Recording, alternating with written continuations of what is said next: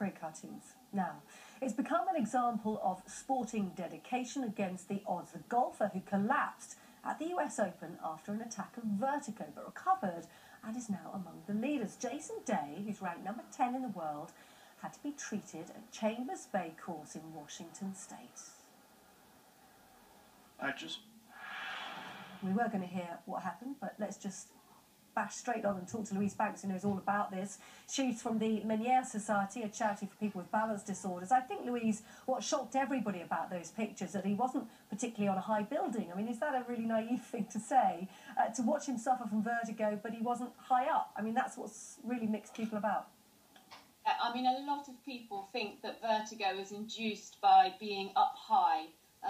In fact, it can be induced by a number of things, both medically and being up high.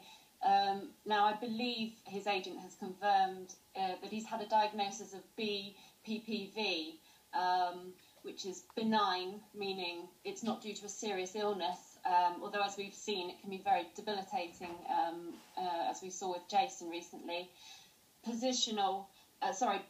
Paroxysmal, which means it occurs in sudden bursts. Positional, meaning it can be induced by head movements.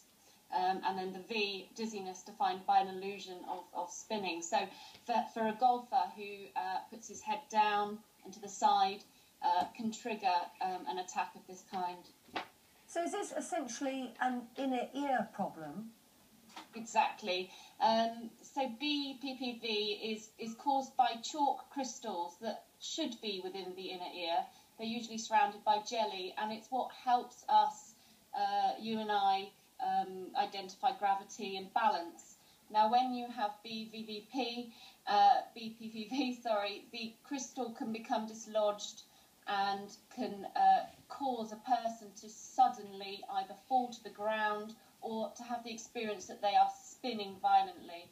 And it can be very debilitating and very frightening, either to the person who's experiencing it or those who are watching it, as we did recently with Jason. And is that experience similar to what many of us might have felt when we were at the top of a tall building or perhaps on a fairground ride?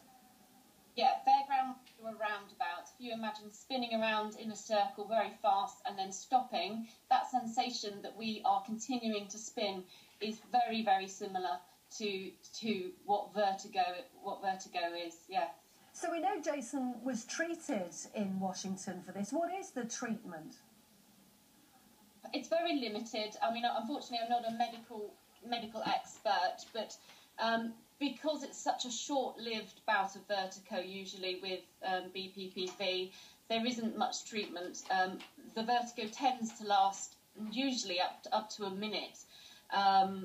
There isn't a cure as such, but there are certain things doctors can do to help with the symptoms. Presumably this could be very dangerous if people are operating machinery or driving, for example. Exactly, it can be. The problem is there is usually no warning.